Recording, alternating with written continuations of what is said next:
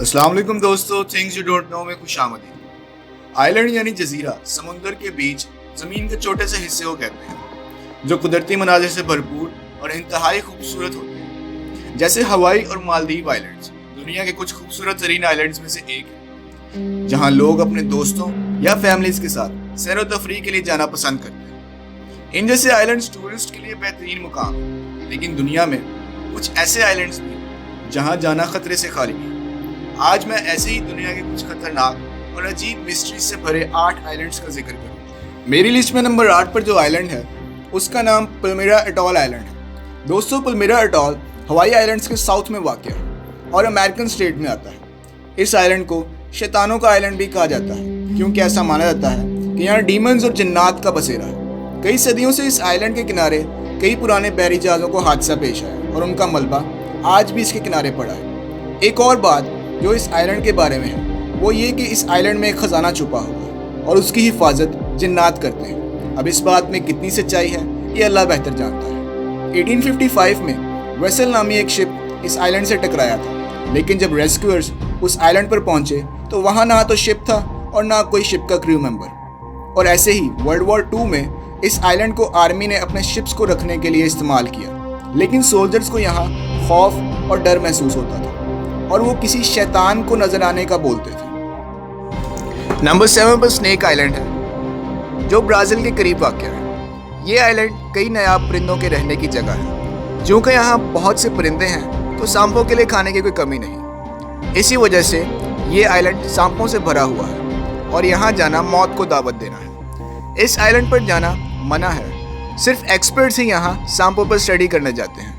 اس island سے جڑا ایک بہت ہی دل دہلا دینے والا واقعہ بھی ہے۔ واقعہ کچھ اس طرح ہے کہ ایک مچھوارا تھا جسے آئلینڈ کے خطروں کا نہیں پتہ تھا اور وہ وہاں چلا گیا، لیکن کافی دیر بعد وہاں پر جانے والی ریسکیو ٹیمز نے اس کی ڈیڈ باڈی نکالی۔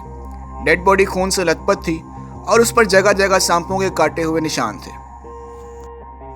نمبر 6 پر the land of no return island ہے۔ قزاق لینگویج میں اس آئلینڈ کا نیم برسا کیلمز ہے، جس کا مطلب the land of no return ہے۔ کئی برس پہلے قزاق لوگ یہاں 1 سال تک رہے تھے۔ اس آئلینڈ پر لوگوں کا ایک بہت بڑا گروپ غائب ہو گیا تھا اور قزاقوں کا کہنا ہے کہ ان لوگوں کو ایک اڑتی ہوئی لیزرڈ نے شکار کر لیا ہے جو اس آئلینڈ پر انسانوں سے بھی پہلے وقت کی رہ رہی ہے۔ اب یہ آئلینڈ بند ہے اور یہاں بہت کم ہی لوگ جاتے ہیں۔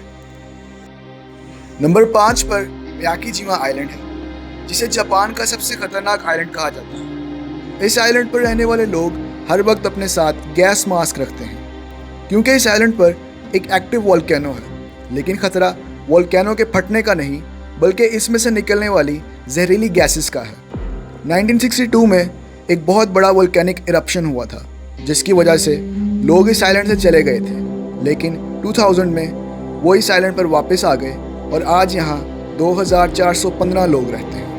نمبر 4 پر اویگلیا آئلینڈ ہے۔ جب وینس میں بلیک پلیگ پھیلا تو یہ وہ آخری جگہ تھی جہاں 1,60,000 پیشنٹس کو رکھا گیا اور ان کی موت کے بعد ان کو جلا کر ان کی راکھ کو اس آئلینڈ میں دبا دیا گیا۔ اس آئلینڈ کی مٹی میں 50% وہی راکھ پائی جاتی ہے۔ 1920 میں اٹالین گورنمنٹ نے یہاں ایک مینٹل اسائلم بنایا جس میں مینٹلی ال لوگوں کو رکھا گیا۔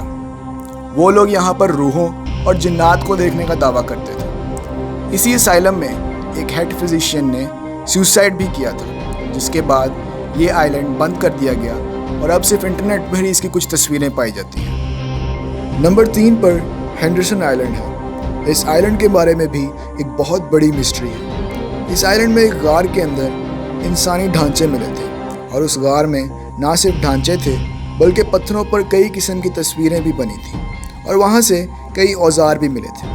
یعنی یہ ایک پوری کی پوری سویلائزیشن تھی۔ یہ کون سی سویلائزیشن تھی اور یہ لوگ کہاں سے آئے تھے یہ کوئی نہیں جانتا۔